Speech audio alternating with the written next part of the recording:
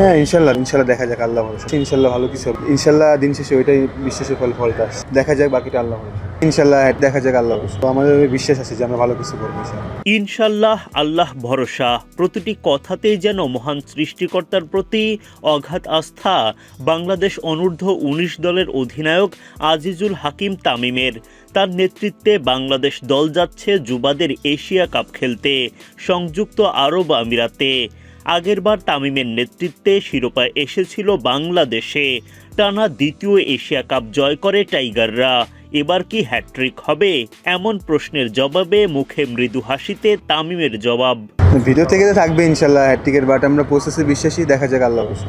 আগামী 12 ডিসেম্বর থেকে সংযুক্ত আরব আমিরাতে শুরু হতে যাচ্ছে অনূর্ধ্ব-19 এশিয়া কাপের পরবর্তী আসর। আমিরাতের উদ্দেশ্যে উড়াল দেওয়ার আগে ফটো সেশনে টাইগার যুবারা। তাদের সঙ্গে ছিলেন হেড কোচ নাভিদ নওয়াজ, হাবিবুল বাশার সুমন সহ ম্যানেজমেন্টের সদস্যরা। সবার চোখে মুখে একটাই স্বপ্ন, জিততেই হবে শিরোপা। অধিনায়ক তামিম বিশ্বাস করেন অভিজ্ঞতাই তার দলের বড় শক্তি। পরিবর্তন শুধু আমি মনে করি এক্সপিরিয়েন্স। আমরা যতগুলো ম্যাচ খেলছি ওভারঅল ওয়ার্ল্ডে মনে এমন এত ম্যাচ কেউ খেলে নাই, আর সবাই এখানে এক্সপিরিয়েন্স প্লেয়ার এবং জীবন এখন অ্যাড হয়েছে, সো অনেক এক্সপিরিয়েন্স প্লেয়ার, সো ওই হিসেবে ইনশাল্লাহ ভালো কিছু। হ্যাঁ ইনশাল্লাহ দেখেন যে আশা করা যায় যে আমরা যেভাবে ম্যাচ আপনাদের বললাম যে আমরা মনে হয় 30+ ম্যাচ খেলছি এই বছরটা, অনেক সিরিজ। সো আমাদের প্লেয়ারের সবার একটা এক্সপিরিয়েন্স, এবং ইভেন কি যারা আগের ওয়ার্ল্ড কাপে দুজন আসছে যেমন ইমন আছে জীবন, সো ইনশাল্লাহ দেখা যাক আল্লাহ ভরসা। টাইগার যুবাদের এশিয়া কাপ জয়ের ব্যাপারে আশাবাদী দলটার হেড কোচ নাভিদ নওয়াজ। আমি ঠিক এখনই আমার ছেলেদের সঙ্গে কথা বলছিলাম এবং শুধু বলেছি যে এটা আরেকটা টুর্নামেন্ট মাত্র এবং সবকিছু নির্ভর করছে কিভাবে তুমি খেলো, কোন দল সেই দিনে ভালো খেলবে। আমরা আলোচনা করছিলাম যে আমরা যেসব প্রক্রিয়া সব খেলোয়াড়দের জন্য পরিকল্পনা করেছি তাদের সেই প্রক্রিয়াগুলো মেনে চলা জরুরি।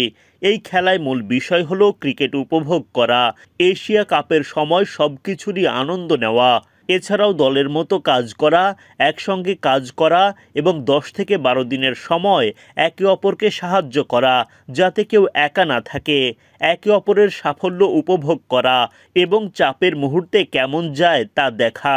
মূল বিষয় হলো আমরা শীর্ষে আসতে সক্ষম হতে পারবো। এদিকে আগামী 12 ডিসেম্বর ভারত আমিরাত ম্যাচ দিয়ে শুরু হবে এবারের অনূর্ধ্ব-19 এশিয়া কাপ। দ্বিতীয় দিনের খেলায় প্রথম ম্যাচ খেলতে নামবে বাংলাদেশ। 13 ডিসেম্বর বাংলাদেশের প্রতিপক্ষ আফগানিস্তান। 15 ডিসেম্বর বাংলাদেশ তাদের দ্বিতীয় ম্যাচে মাঠে নামবে।